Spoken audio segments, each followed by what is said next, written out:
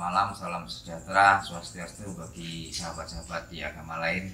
Alhamdulillahirabbil alamin, puja dan puji syukur kepada Allah Subhanahu wa taala bahwa pada malam hari ini saya dianugerahi oleh Allah bisa berkunjung ke sahabat saya yang ada di Majalengka, ke AA Ustadz Hardi, yang dalam hal ini adalah pengasuh di Padepokan Tapak Karomah Maung Karuhun.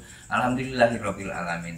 Ini adalah anugerah dari Allah yang sangat luar biasa, yang saya tidak pernah bermimpi bahwa saya pada malam hari ini diberi kesempatan oleh Allah untuk silaturahim ke sahabat saya di AA Ustadz Hardi di Majalengka untuk bersama-sama memberikan edukasi kepada masyarakat tentang keteguhan iman kita kepada Allah Subhanahu wa taala, agar kita selalu berpegang kepada tali Allah taala, memohon dan bermunajat kepada Allah Subhanahu wa taala, dan hanya menyembah kepada Allah Subhanahu wa taala.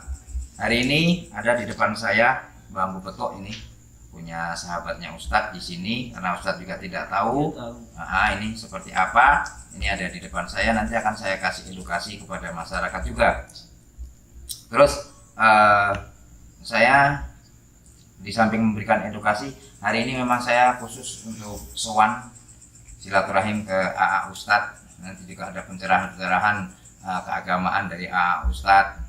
Barangkali nanti ada sahabat-sahabat saya, saudara-saudara di Majalengka yang membutuhkan untuk belajar agama dan sebagainya, nanti bisa ke Padepokan AA Ustadz Hardi. Kepada saudara-saudara saya, penonton YouTube saya di seluruh Nusantara, juga di Malaysia, Taiwan, Korea, Hong Kong, Taiwan, Jepang, terima kasih masih tetap bersama saya, selalu menyimak edukasi dari saya untuk berhati-hati tentang pemahaman bambu petuk. Bambu petuk ini bukan sesuatu yang harus disakralkan, karena ini hanya ciptaan Allah. Segala sesuatunya kita tetap berpegang pada Allah Subhanahu wa taala. Ini hanya sebuah benda, ini hanya sebuah tumbuhan, sama seperti tongkat Nabi Musa, hanya kayu, dan dia diberi kelebihan, diberi mukjizat kalau zaman Nabi dulu, untuk diberi kemampuan membelah laut merah.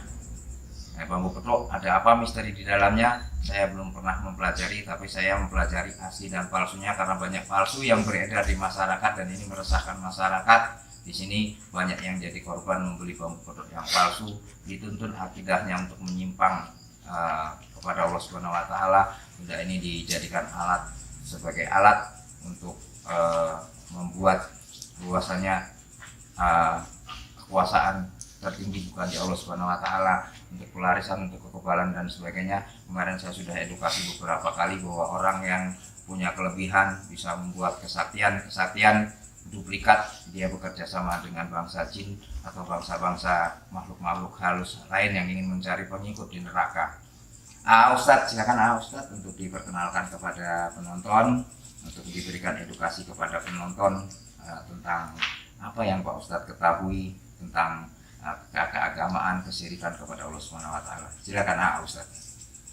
Bismillahirrahmanirrahim. Assalamualaikum warahmatullahi wabarakatuh. Waalaikumsalam warahmatullahi wabarakatuh. Alhamdulillahirabbil alamin.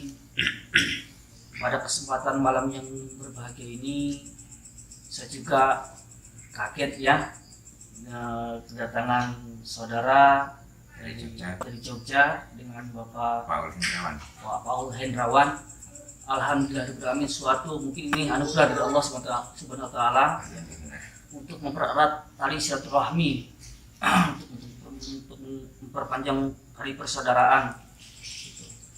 Dan alhamdulillah pada kesempatan malam ini bisa kumpul di tempat saya ini, di padepokan saya ini, untuk membahas tentang bambu petuk ya. Bambu petuk dan pusaka-pusaka lainnya yang diduplikat oleh manusia-manusia yang tidak bertanggung jawab, juga dituntun untuk kesyirikan kepada Allah Subhanahu wa taala. Untuk itu kita sebagai manusia diciptakan oleh Allah Subhanahu wa taala adalah sebagai seorang khalifah, sebagai seorang pemimpin di muka bumi ini. Jadi untuk itu kita jangan terlalu percaya dengan benda-benda pusaka ya. Yang ada ini kekuatan lah dan semacamnya. Kita percaya kepada doa kita sendiri, yaitu kepada Allah Subhanahu wa Ta'ala ya. Karena kita ditugaskan oleh Allah Subhanahu wa Ta'ala sebagai manusia di muka bumi, sebagai seorang pemimpin khalifah, intinya untuk memerangi diri kita sendiri, yaitu memerangi hawa nafsu. Jangan sampai kita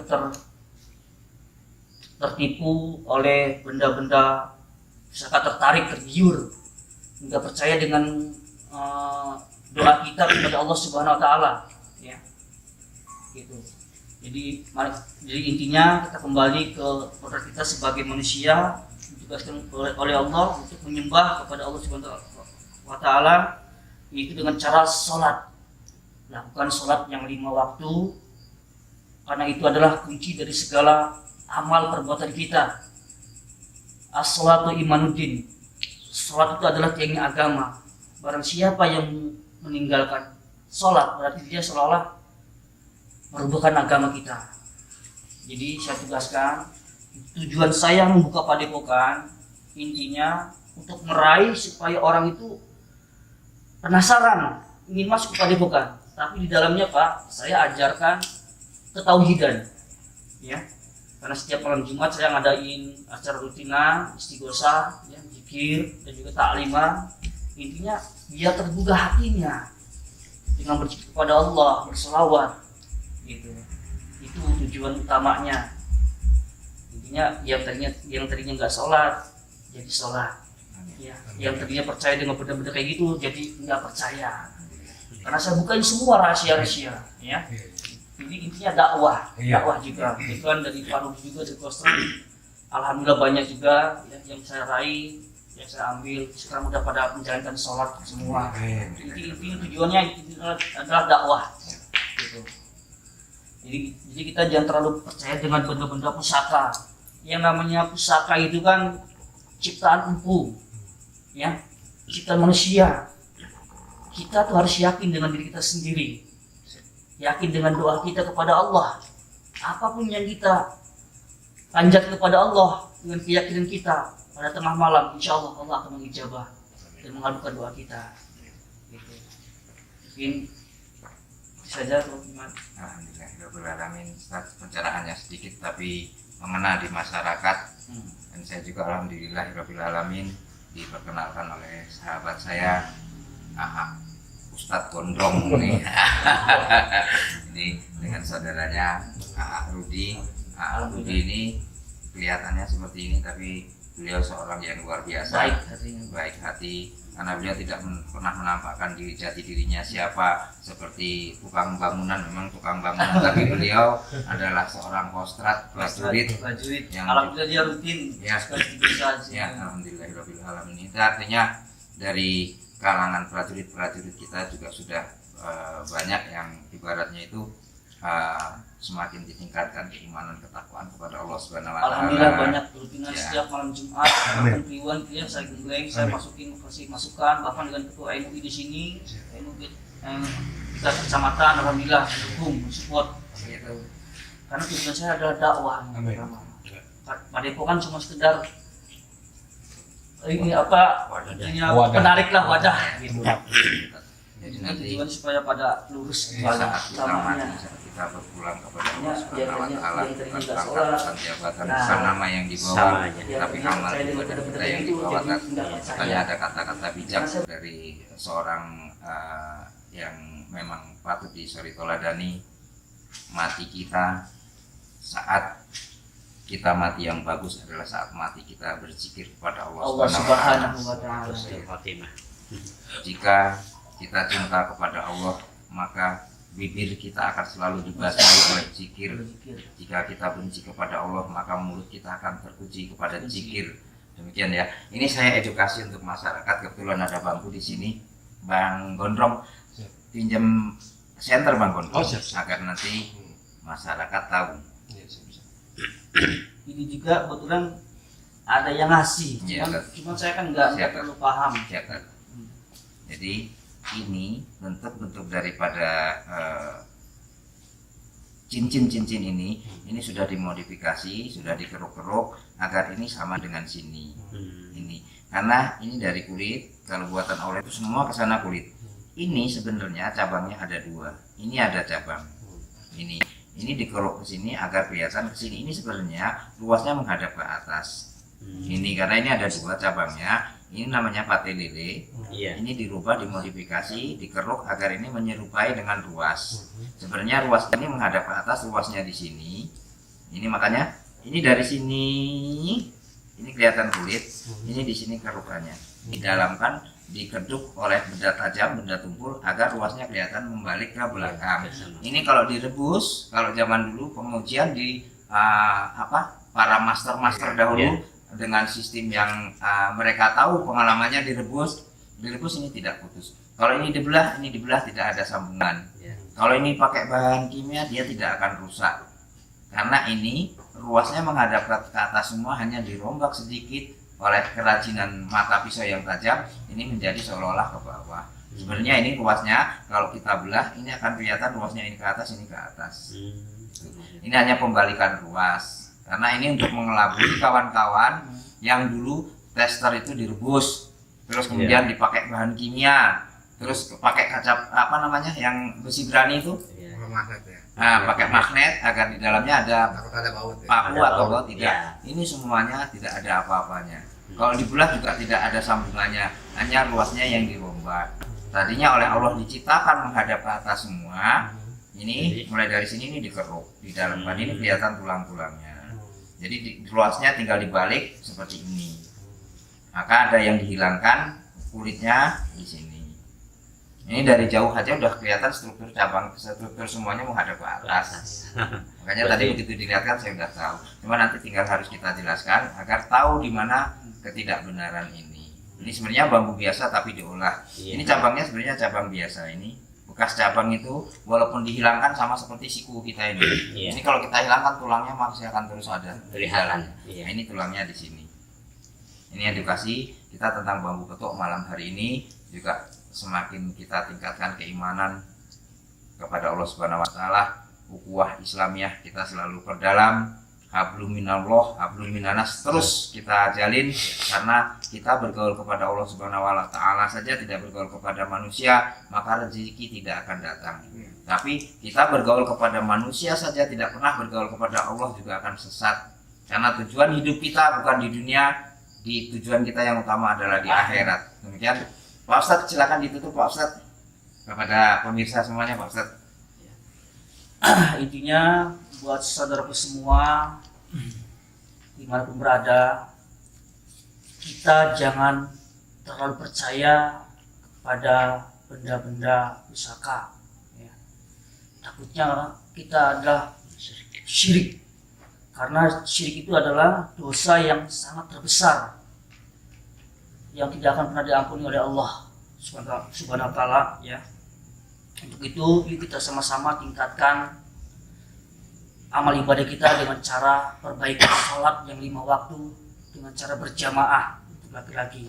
Datangi masjid, musola, untuk mengerjakan sholat dan perbaiki amal ibadah yang lainnya. Mudah-mudahan kita semua dapat ridhonya dari Allah Subhanahu wa taala.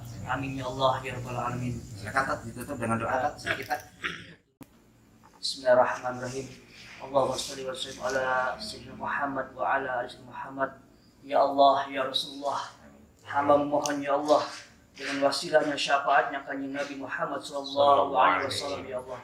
Hamba mohon ya Allah dengan wasilah dengan karamahnya ya Allah sultani awli kanjeng Sunan Syekh Abdul Qadir Al-Baghdadi ya Allah.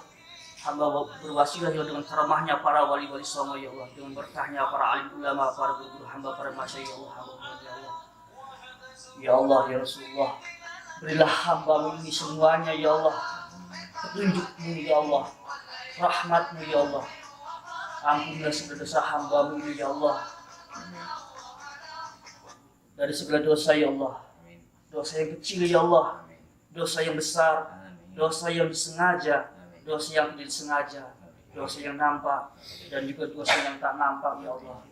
Ya Allah, ya Rasulullah, ampunilah semua dosa kedua orang tuaku ya Allah, orang tua kita semua ya Allah. Ya Allah, ampunilah segala dosa guru-guru kita semua ya Allah, yang telah memberikan ilmu-ilmunya ya Allah. Ya Allah, ya Rasulullah, kuatkanlah iman Islam kita semua ya Allah. Tetapkanlah iman Islam kita semua ya Allah. Dan mudah-mudahan kita semua ya Allah maut dalam keadaan husnul khatimah ya Allah. Gerakan ya Allah lidah kami ya Allah ketika menghadapi syakaratul maut ya Allah, supaya bisa mengucapkan kalimat la ilaha illallah Muhammadur Rasulullah sallallahu alaihi wasallam ya Allah. Ya Allah, ya Rasul, hamba mohon ya Allah, berilah negara Indonesia ini ya Allah kedamaian ya Allah. Amin. Setelah pemilu ya Allah 2019 ini ya Allah, ketentraman ya Allah, dan satukanlah lagi umat Islam ini ya Allah di seluruh penjuru bumimu ya Allah. Jadikanlah negara Indonesia ini ya Allah negara yang baldatun thayyibun mubarakun ghafur ya Allah. Ya Allah, ya Rasulullah, satukanlah umat muslim di seluruh Indonesia, di seluruh Nusantara ya Allah. Berikanlah kedamaian ya Allah, ketenangan ya Allah, dan persatuan ya Allah. Ya Allah, ya Rasulullah, Kau Zat yang Maha mengabulkan segala doa ya Allah. Rahmatilah negeri kami ya Allah, negeri Indonesia ya Allah, tanah airku ya Allah, dengan rahmat-Mu ya Allah, dengan berkah dari-Mu ya Allah. Ya Allah, ya Rasulullah. Amin. Rabbana atina fid dunya hasanah wa fil akhirati hasanah wa qina adzabannar. Rasulullah wa Rasul Muhammadin wa ala alihi wasallam. Subhana rabbika rabbil izzati amma yasifun. Walhamdulillahi rabbil alamin.